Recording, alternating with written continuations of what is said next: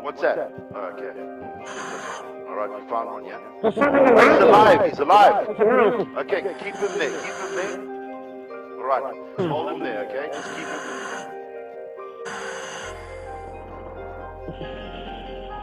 Okay. Lautan di dunia memiliki luas sekitar 362 juta kilometer persegi, yang mana terbilang sangat besar dan menutupi sekitar 71% permukaan bumi. Lautan merupakan hal yang bisa dibilang menakutkan bagi umat manusia. Kita tidak sepenuhnya tahu bagaimana misteri di lautan, termasuk di dasar lautan itu sendiri. Sekitar lebih dari 80% dasar lautan masih belum bisa dipetakan, tidak teramati dan belum dijelajahi yang bahkan dengan kemampuan teknologi kita saat ini. Contohnya saja Palung Mariana yang ada di lautan Samudra Pasifik, yang dalamnya diperkirakan mencapai 11 km dan menjadi titik terdalam di lautan. Dengan mengetahui hal tersebut, bayangkan jika kapal yang kita naiki tenggelam dan terbawa arus ke perairan antah berantah. Banyak kejadian yang terbilang mengerikan yang pernah terjadi, yang mana para penumpangnya tentu saja hilang tak terdeteksi, dan ya bisa dibilang sudah pasti meninggal dunia. Mungkin kita semua setuju bahwa tingkat keselamatan akan berada di angka hampir 0% jika kita mengalami hal tersebut.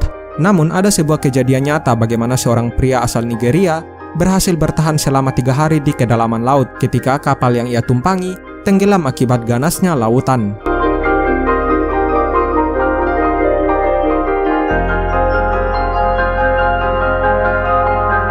Nama pria tersebut adalah Harrison Ojegba Okene.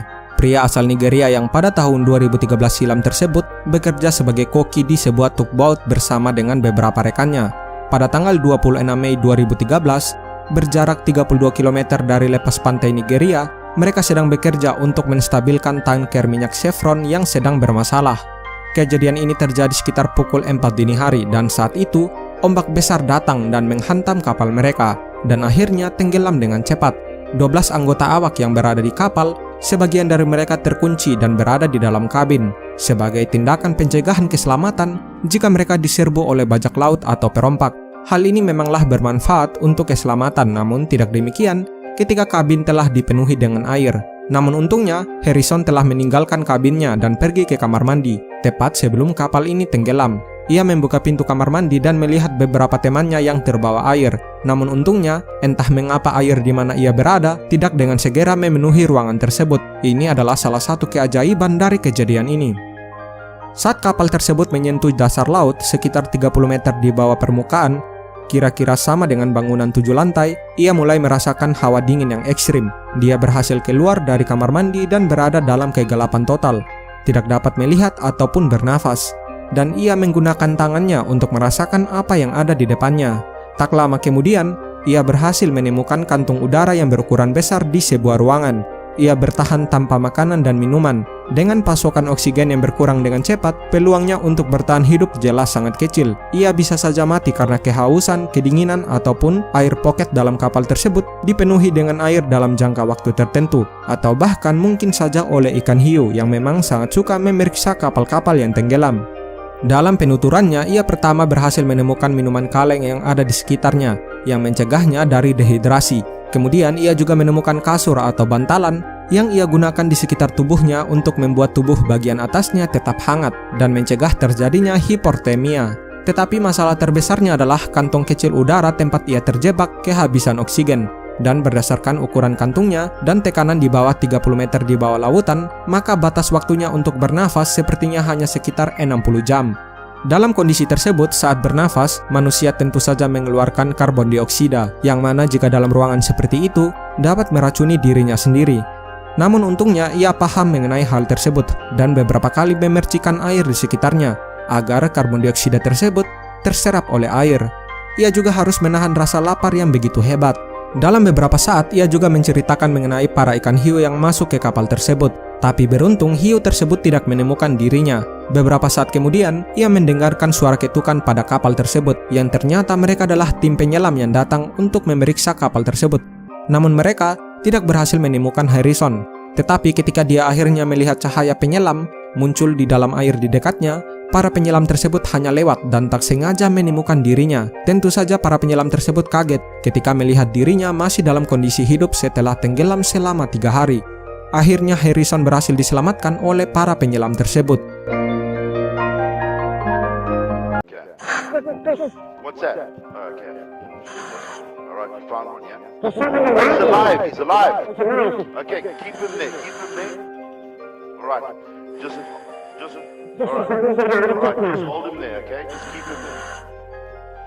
Fucking hell. I don't know what we're gonna do. All right. Just keep him there and keep him calm. Okay. All right. Just reassure him. Pat him on the shoulder. Okay. All right.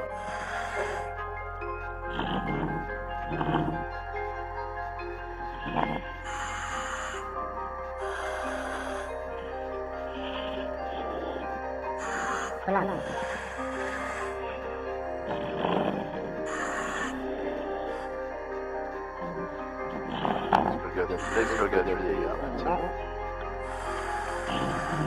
Pretty not.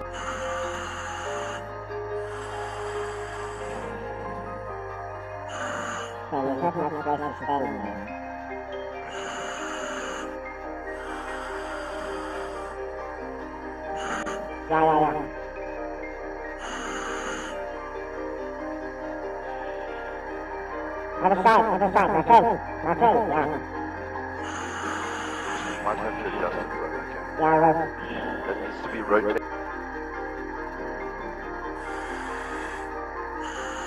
Hold on, Nico.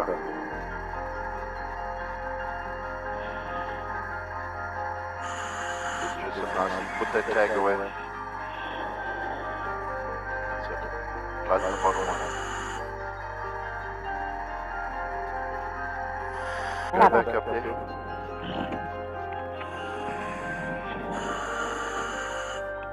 Okay, how's the slack? Have you got enough slack to dress him?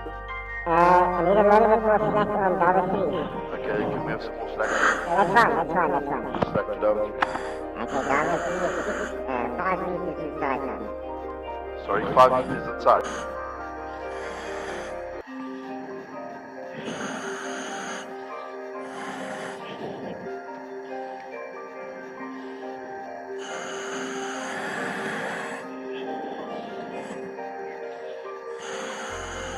Okay. Make sure you tighten that spider like that tight, yeah? Can you come up on, standby?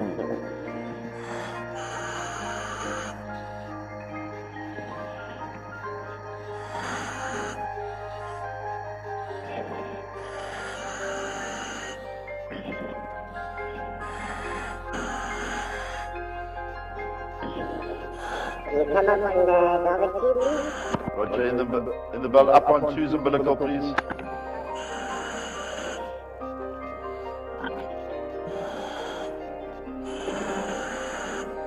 Check the other side. Okay, we'll stop on the other side, please. Other side's loose. We'll stop on 2. We'll stop on two. We'll stop on two.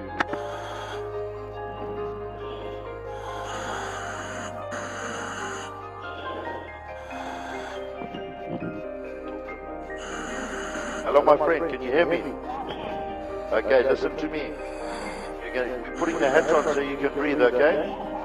All right, now you mustn't panic, eh? You must listen to me, all right? All right. We're going to take you in the water, and we're going to take you to the bell, okay? And then we're going to bring you home, okay? All right. So now I just want you to keep calm, okay? Are you feeling okay? Are you sore? Have you got any injuries? Okay. Okay. What's your name? Harrison. Okay, Harrison. My name is Colby. Okay, and I'm going to bring you home, okay?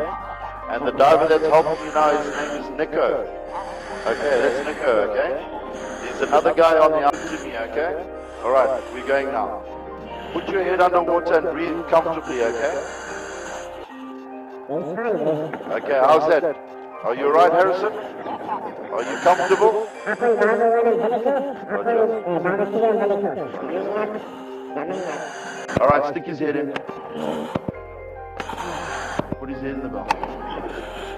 I'm about 100 now. I'm taking instructions of it. What am I supposed to do? How are you feeling, Harrison? All right, very good. You scared me there. All right, you must say Roger when I'm talking to you. All right, he's in the bell. Let's get him into the bell. Are you able to climb in? Open the flood up so you can climb in. Kejadian ini diyakini sebagai waktu terpanjang yang pernah dialami oleh manusia untuk dapat bertahan hidup di bawah air tanpa bantuan dari siapapun. Akibat kejadian ini, ia telah bersumpah untuk tidak pernah lagi kembali ke laut seumur hidupnya. Dan kejadian ini bisa dibilang sebagai mujizat dari Sang Maha Kuasa. So yeah, thank you for watching and I hope you enjoy it. And special to Real Life Lore for the animation.